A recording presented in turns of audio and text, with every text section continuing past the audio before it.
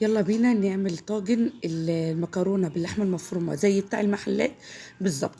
هننزل بحله على النار، وهنزل فيها بسمنه او زيت، وهنزل بمعلقه صغيره من فلفل اسود وحبه صغيرين من الكمون. وبعد كده هنزل بصلصه الطماطم معايا، هنعمل نص شفشق من الطماطم. وبعد كده هجيب معايا معجون من الطماطم الجاهز. ما تنسوش التركه دي حلوه جدا. لازم ننزل بالزيت الاول وهتشموا الريحه. هنحط فلفل اسمر وملح وحبه صغننين خالص من الكمون، وحبه من حبهان لو موجود مطحون. هنسيبها تتسبك مع نفسها ونشوف هنعمل ايه. انا كان عندي عصاك في التلاجة كان جاهز عندي في الفريزر.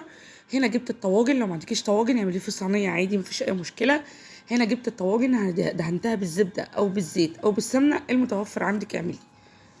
هنا بقى ايه، بدات ادهن الطواجن. هنعمله بالمكرونه نيه، ولا هنسلقها ولا اي حاجه، وهتتفرجي اعمليه جربيه وهتشوفي النتيجه حلوه جدا زي بتاع المطاعم واحسن وانضف بكتير. هنا معايا مكرونه قلم زي ما تحبي اي نوع تحبيه. هنا معايا العصاج جاهز. لو انت عايزه تعرفي طريقه العصاج ادخلي عندي على القناه على اليوتيوب بيت الكرم، وهتشوفيه في فيديو انا عامله العصاج بعمله ازاي. هنا هنزل في الطاجن بعد ما دهنته بالزبده او بالزيت. هنزل باللحمه المفرومه بالشكل اللي شايفينه ده كده اهوت.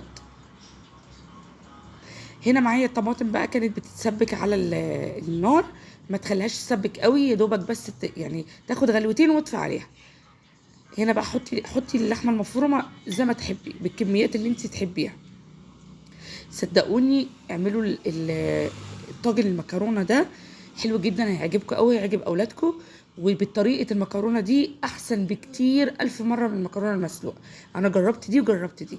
هنا هتنزلي بالمكرونه النيه من غير ما تسلقيها، وهتسيبي قيمه صباع كده عشان لما تيجي تحطي الصلصه والمكرونه تستوي معاكي فهتعلى شويه فتقوم ما تطلعش من الطاجن.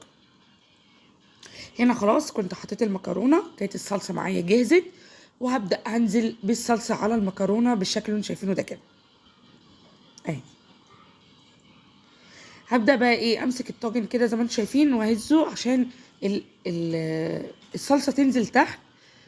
وهيكون معايا ميه سخنه برضو عشان ازود بيها الطاجن شويه.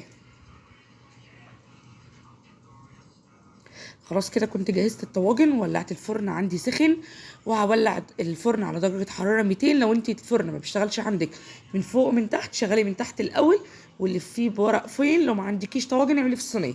هنا خلاص بقى كانوا بعد ما طلعوا من الفرن بصوا استوى حلو جدا، حلو قوي قوي وريحته جميلة. يلا بينا بقى نقلبه مع بعض اهوت. هنا بقى جبت الطاجن وهبدأ اقلبه. الطاجن ريحته حلوة قوي وجميل، احسن من بتاع المحلات بكتير. المكرونة مستوية 100% اهوت. متنسيش بقى تشتركوا عندي في القناة على اليوتيوب، وما تنسوش تشتركوا عندي على الفيسبوك في مطبخ ايمان احمد. متنسوش لايكات كتير وتعملوا مشاركات لكل اصحابكم عشان تشيروا الفيديو عشان الكل يشوفه وتستفادوا من اي وصفة بنزلها. بصوا بقى المكرونة حلوة جدا، الريحة مش قادرة اوصف لكم حلوة قد ايه اهي. خلاص كده الطاجن بعد ما خلص.